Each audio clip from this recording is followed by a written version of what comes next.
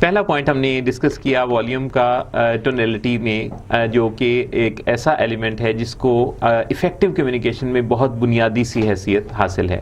ٹونیلٹی کے باقی دو اجزاء کیا ہیں آصف بھائی؟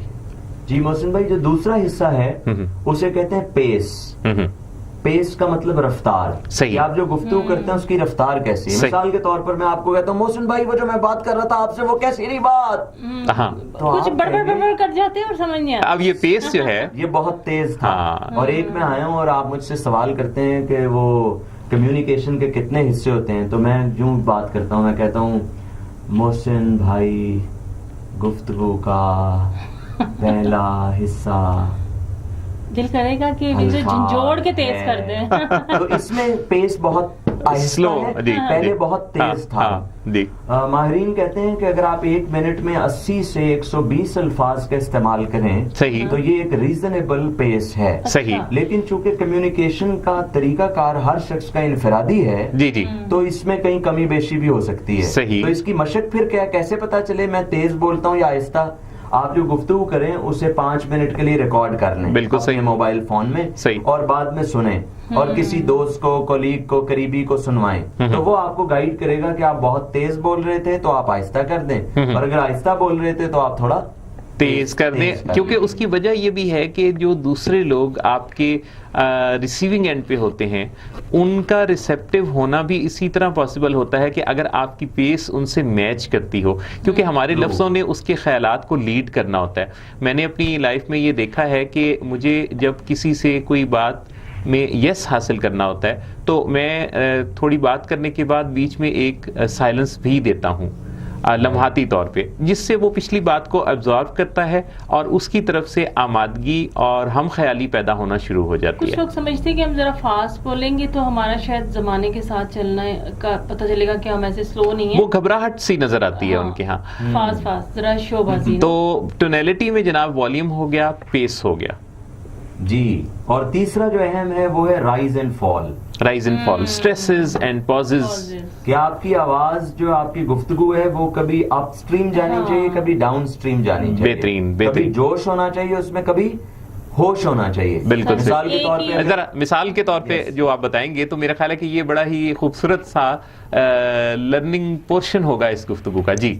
مثال کے طور پہ میں شعر پڑھتا ہوں ایک، جی، تو اس سے آئیڈیا ہوگا کہ کہاں مجھے اوپر جانا ہے اور کہاں نیچے جانا ہے. جی جی. تو مثال کے طور پہ میں پڑھتا ہوں، اے وطن تو نے پکارا تو لہو کھول اٹھا.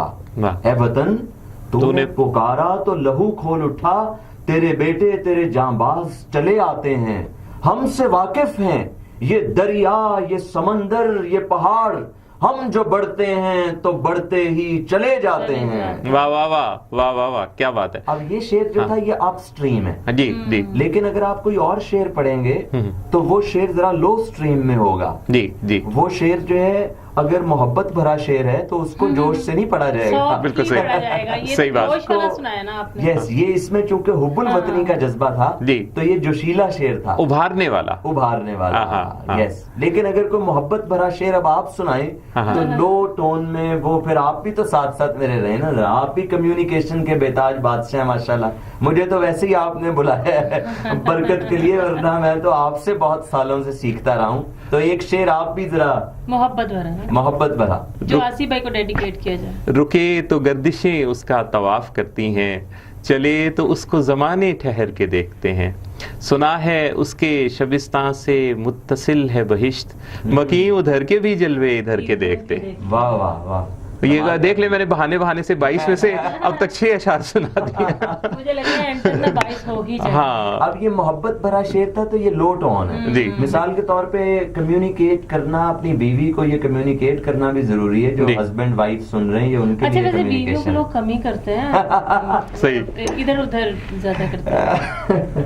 اللہ بچائے رکھے. ویسے تو وہ اگر آپ بیوی کو یہ کہنا ہو آئی لو یو تو یہ تھوڑی کہیں گے آئی لو یو، وہ کہے گی یہ کیا کرنا. یہ آپ مائک پہ بھی دھیان رکھیں. اچھا، مائک نہ اڑ کے ادھر چلے. یہ چونکہ محبت بھرا جذبہ ہے تو اس کو فیلنگ کے ساتھ کہیں گے آئی لو یو.